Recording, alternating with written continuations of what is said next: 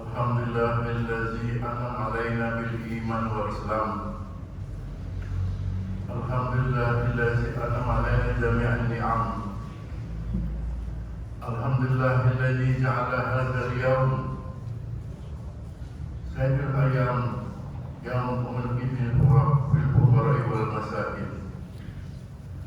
Asyhadu an la ilaha illallah wahdahu la syarika lah wa asyhadu anna Muhammadan abduhu wa rasuluhu la nabiyya ba'dah. Allahumma shalli wa sallim ala nabiyil karim wa ala alihi wa sahbihi ajmain, amma ba'd.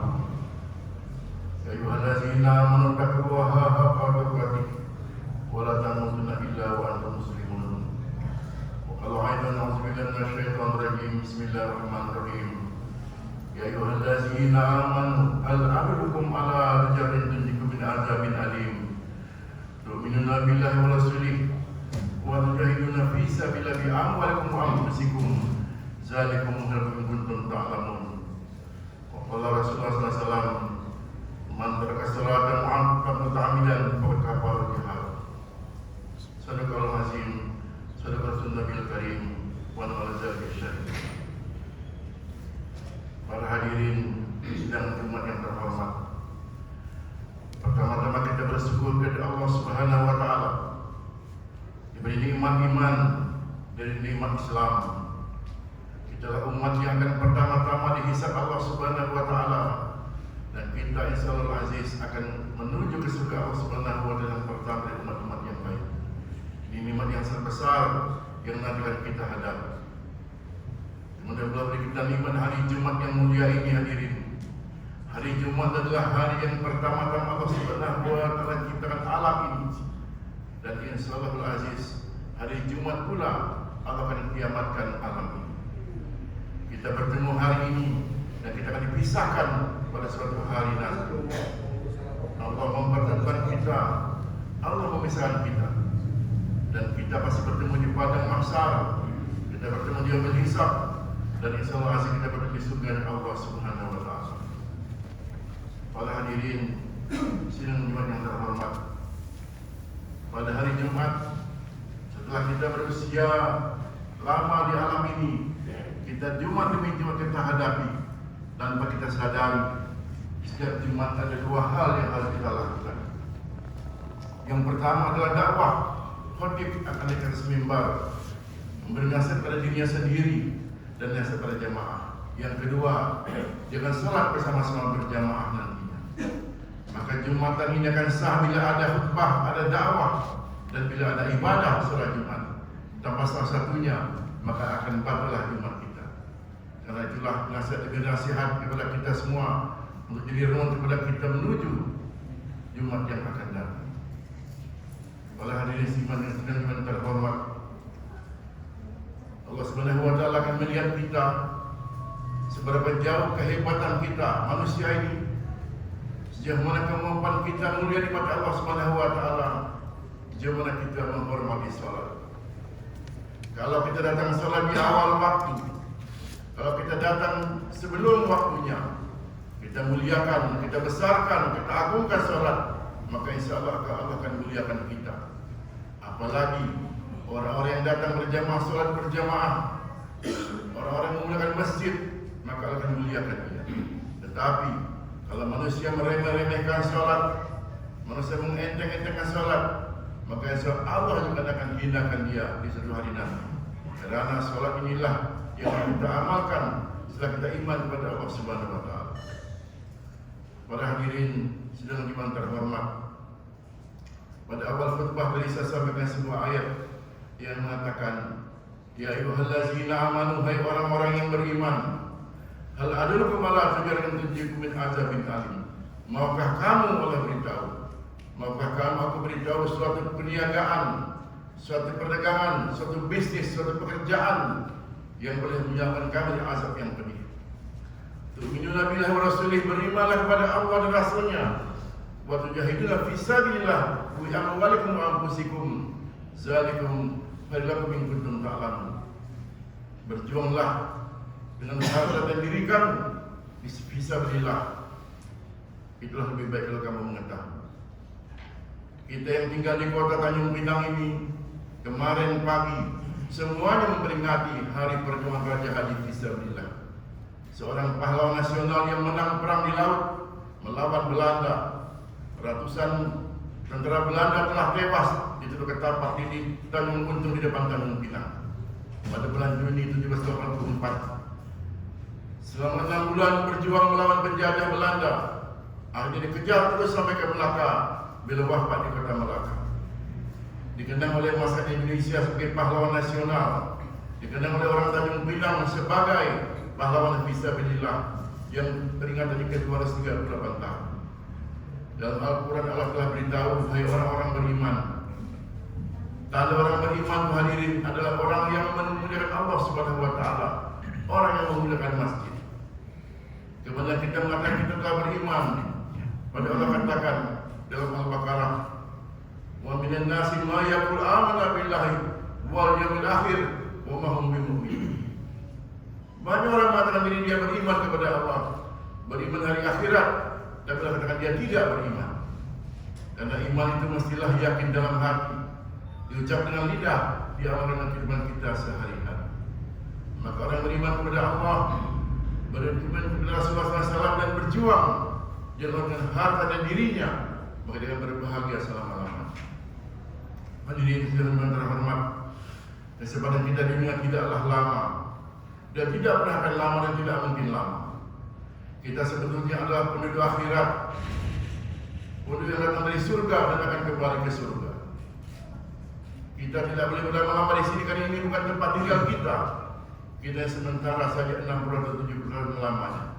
Jadi Allah berikan rezeki, diberikan kita amalan pahala yang begitu banyak sekali bila kita mau taat kepada Allah Subhanahu wa taala. Berjuang menegakkan diri kita untuk agama Allah Subhanahu wa taala. Kita telah melaksanakan salat, alhamdulillah, istiqamah diwajibkan 5 kali sehari semalam. Walaupun kita agak miris juga mendengarkan survei-survei daripada akademisi-akademisi mengatakan hampir 90% orang Islam tidak sholat dengan taatnya. Ada yang zuhur isya ditinggalkan, asar dikerjakan, maghrib ditinggalkan, ada yang subuh zuhur ditinggalkan. Karena itulah tidak merupakan sholat yang semestinya dia amalkan. Dan generasi-generasi muda kita pula telah mulai meninggalkan masjid. Kemudian banyak yang menghadapi masalah-masalah di hati mereka sendiri. Maka kita terhormat, sholat merupakan awal yang kita jaga sungguh-sungguh. Karena di padang mahsyar nanti hadirin, Rasulullah SAW bersabda pada sahabatnya, nanti di mahsyar kamu akan melihat orang berjalan kaki, orang naik kendaraan, dan ada yang berjalan kepala menjadi kaki.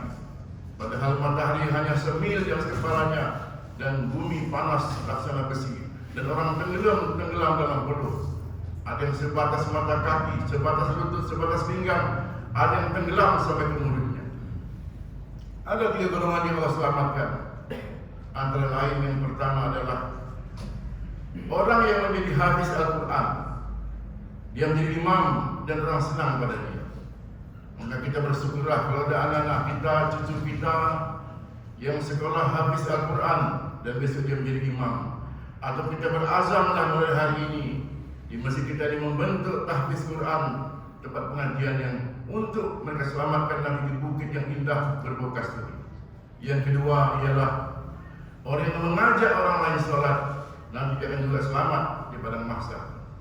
Tugas kita sebagai umat Rasulullah SAW, sebagai makhluk Allah Subhanahu wa taala, walaupun kita sejawat, satu grup, satu batalion, satu infanteri dan sebagainya, tetapi kita bertugas mengajak mereka sholat.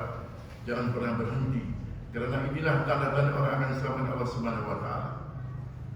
Yang ketiga, seorang hamba sahaya, seorang pegawai, seorang prajurit, seorang kuli, budak peliharaan, dia tidak bisa mengatakan kepada tuannya kecuali bila sampai waktu sholat.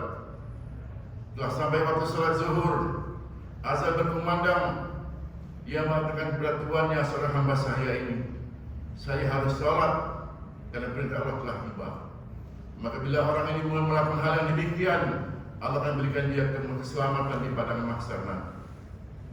Para hadirin sedang nikmat yang terhormat, kemudian kita jangan lupakan, kita mesti mencari yang terbaik di alam ini yang sementara ini. Allah Subhanahu wa Ta'ala jadikan kita insan yang terbaik, asal takdir. Kita jadikan umat yang terhebat, dikeluarkan untuk manusia, urujat linnas, untuk kepada umat terbaik, dan kita juga menjadi tempat kita yang terbaik.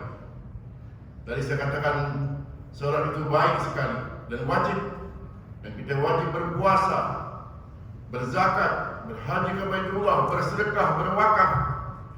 Maka Allah katakan, Innal ladzi khalaqal mauta wal hayata liyabluwakum ayyukum ahsanu amala. Sesungguhnya daripada kematian, daripada kehidupan, Allah akan uji kamu siapakah yang beramal baik di antara kamu. Bukan wajah kamu, bukan pangkat kamu, bukan harta kamu, bukan segala-galanya, tapi siapakah yang beramal yang terbaik. Di antara semua amalan yang terbaik, Allah sampaikan, Man ahsanu qawlan min da'a ila Allah wa musliman wa qala innani minal muslimin. Apakah ada perkataan yang lebih baik daripada mengajak orang taat kepada Allah Subhanahu wa Ta'ala? Tidak ada. Hanya itulah dia yang terbaik, yaitu dakwah. Umat dakwah yang disampaikan pada hari ini. Kenapa umat Islam yang sekarang hanya 1,5 miliar? Dunia memiliki rakyat manusia sebanyak 7 miliar. Karena dakwah yang tidak bergerak seperti zaman Rasulullah SAW. Kenapa masjid-masjid kosong? Kenapa pengajian-pengajian kosong? Karena dakwah tidak dijelaskan bahwa orang-orang yang berbuat dakwah ini Allah berikan kegemilangan. Tidak ada kehebatan pekerjaan selain pekerjaan nubuwah yang Allah berikan kepada manusia. Mudah-mudahan dengan khutbah Jumat yang singkat ini, mulai kita membuat keyakinan bahwa kita adalah umat dakwah. Dakwah kepada anak kita, kepada istri kita, yang pertama dakwah kepada diri kita sendiri. Dalam perjuangan yang hebat, walaupun kalah dengan Khalid bin Walid di perang Uhud, kemudian menang di perang Badar, Rasulullah beritahu ini perang yang kecil. Kita pulang kepada perang yang paling besar, Jihadul Akbar, itu jihad melawan hawa nafsu. Karena itulah tidak ada kata lain, medan perjuangan kita adalah masjid. Kita masih berupaya bagaimana masjid ini subuh seramai salat Jumat pada hari ini. Dan kita berusaha supaya umat Islam mengamalkan ibadahnya, baca Qur'annya, solatnya, sehingga dia bergelar sebagai pahlawan nasional. Ini pahlawan dunia akhirat, tidak sebagai fisabilillah. Mudah-mudahan khutbah yang singkat ini akan baik untuk saya dan untuk kita semua, dan kita beraktif diri sebagai hamba Allah Subhanahu wa Ta'ala yang diciptakan untuk hanya beribadah. Barakallahu li wa lakum fil Qur'anil azim wa nafa'ani wa iyyakum bima fihi minal ayati wal hikmati wa hadza wa sallallahu alaihi wa sallam.